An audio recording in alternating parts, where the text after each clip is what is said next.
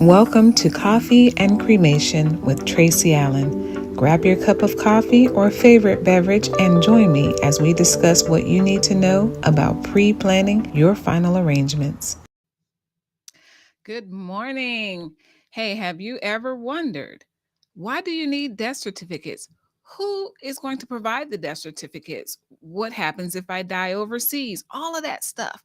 Well, my name is Tracy Allen. I am a pre-need cremation planning advisor, and my job is to help people to put a plan in place now so that you have a clear mind while you're doing this, but your family won't have to go through all of these gritty details once you're gone and they're doing it with a broken heart.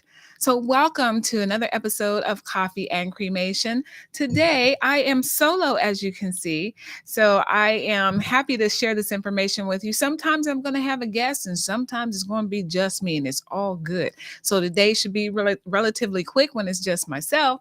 And so, what's in your cup? Well, with my little virtual background, you might not be able to see my cup so well, but it says, "See the good in all things." And inside of my cup, I just have some ginger root, lemon, and honey.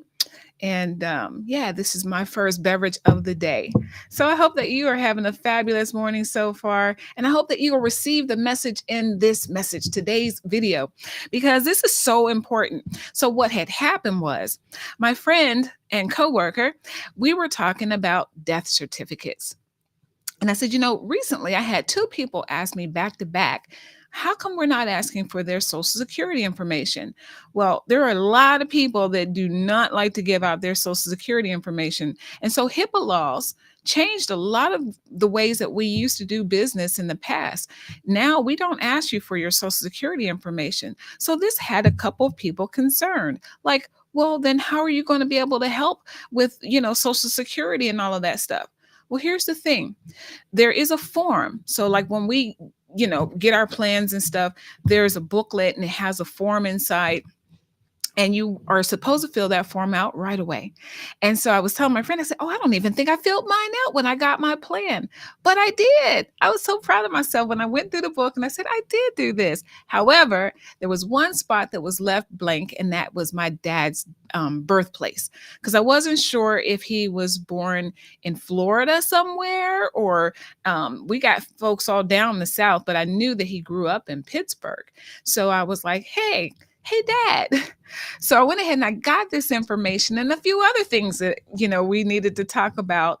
And so when you start planning, and you take this stuff seriously and you go ahead and you put your plan in place, and you're just making sure that you've got as many loose ends tied up, so when a death occurs the family's not sitting around saying, oh my gosh, I don't even know this information.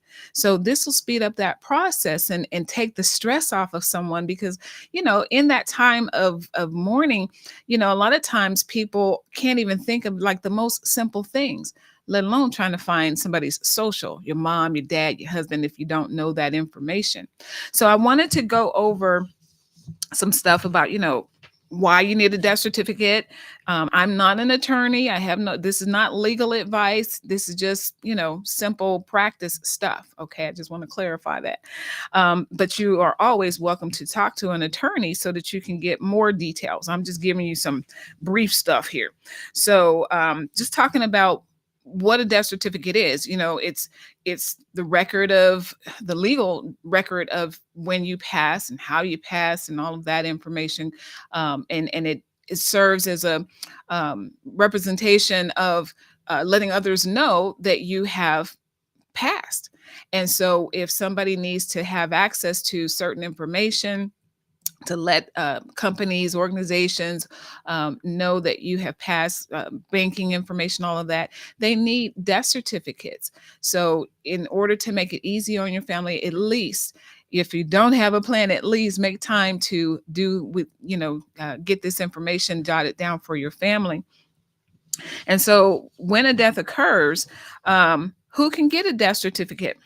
Right. So in the state of California, the spouse of the deceased, a domestic partner of the deceased, an adult child of the deceased, a parent, a grandparent, a sibling, a member of law enforcement, legal counsel, medical professionals, and funeral directors.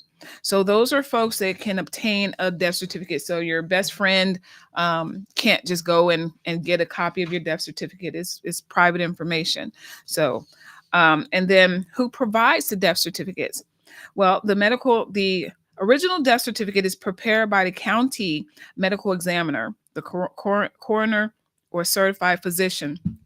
So here's the thing. The reason I said tried to stress county is because sometimes we're not going to die in the city that we live.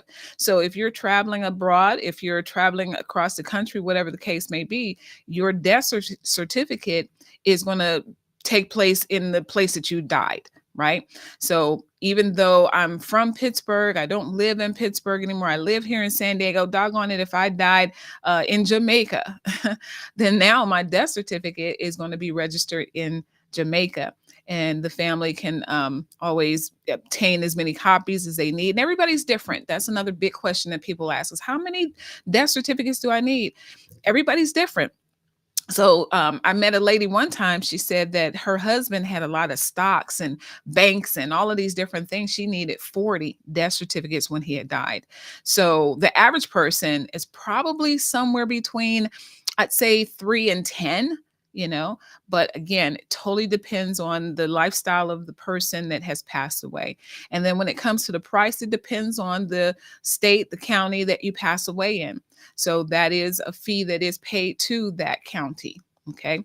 Um, and then let's see, what other goodies do I have? Let's see. Oh, and yeah, and if you, like I said, if you die overseas, it's still going to be a death certificate that originates over there. And then sometimes the consulate is going to have to get involved with the death certificate. So a lot of work that needs to be done once a death has occurred. They're needed to file for insurance claims. If your spouse passes away, you'll need to submit a death certificate to receive the pension, medical benefits, and things of that nature. Needing to notify creditors, and not everybody needs original death certificates, and it can change up. There's some places that used to require an original. Sometimes they no longer need that original as long as they have a copy. So there's that. So things are changing. Um, who needs? I think I've covered the majority of what I wanted to share with you on the whole death certificate. So the main thing I wanted to point out is that you want to make sure that you know that you put down this important information. Make sure that your family knows where you were born. Sometimes that can be a little fuzzy for folks. If you are a veteran, make sure that your family knows your service information. What branch did you serve? What were the dates that you served? And hopefully you have, if you are a military veteran, you have your DD 214 so that they can have that handy at the time, because all of that is needed. If you don't know where your DD 214 is, then contact the VA and get a copy of your DD 214, your military paperwork. I have all of my stuff set aside for my family. So whenever it's time for me to go, because death is unexpected most of the time. None of us are sitting around saying, oh yeah, I'm expecting to die the next day or the next week or the next year. We don't know when that time is coming. So you get this information and you do it now. I'm telling you now, do it now. And this will make it so much easier whenever that time comes. So for my family, I have a box where I have my urn. I have a book that has all kinds of great information about me. They have this information, my vital statistic information, my military paperwork, my insurance stuff. All of that is in one place so that when I'm gone, no one's running around saying, oh my God, where did mom put this? Or where did she put that? When it pertains to death. And it's not a fun topic. I know nobody wants to think about this stuff, but it's important stuff. And again, think about this. At the time of death, the worst time for someone to try to figure out everything and make all of these decisions is while they're grieving. So you take this stress off of their shoulders right now. If you're feeling good, give me a hands up in the comments, a yes in the comments, something. But go ahead and say, hey, yes, I'm feeling good. I'm alive and we're happy to be alive. I'm grateful that you're alive too. I love my people, man. So I'm grateful that you are alive. And so while you're feeling good, while this is not something that makes you break down and cry, it's reality. at some point we got to go. So when we go and we have people that we love, some people just don't even want to leave a mess, even though they don't have any family. But we want to make sure that we're protecting those that we love, especially. So do these little things. Get the vital statistics, all the information that your family's going to need to know about you so that it takes that burden off of their shoulders once they're gone. All right. So let me see something. I think I see chats. I'm alive. Hey, Martha. Yes, you are a beautiful lady. I'm so glad that you are. Thank you. And so I think that's mainly it, you guys. This was only about a 10-minute show today. Whoop, whoop. So you have a fabulous day. But before I go, let me also share this with you, because if you are here in San Diego, I do want to let you know that we have some seminars coming up. And if you want to come out to a seminar and get like some really great information, get free lunch, make sure that you do that. Depending on when you watch the show, whatever I'm talking about today may be over. However, we're always having seminars. And if you're not in San Diego, wherever you are, excuse me, we do seminars all throughout California. Okay. So if you want to know where a seminar is and you are not here in San Diego, reach out to me and I'll connect you with somebody that is having a seminar up in your area. But let's see, where is it? We've got, today is the 16th. So we've got Red Lobster in Mira Mesa coming up next week. And we got Red Lobster in the sports arena area coming up next week. And then there's a wonderful restaurant down in Imperial Beach called Novo Brazil. And it's a beautiful view and everything. And so the owner, awesome dude, Jimmy, love him. So anyway, let me know if you'd like to check out any seminars and I'll tell you a little bit more. So just reach out to me. Let's see, do I have my information still up here? I changed things around and stuff. So that's my number, 619-719-1484, 619-719-1484. You can send me a text and you can just say, your name and what area you're in, or, text me and say something. Outside of that, that's it, you guys. So have a fabulous weekend.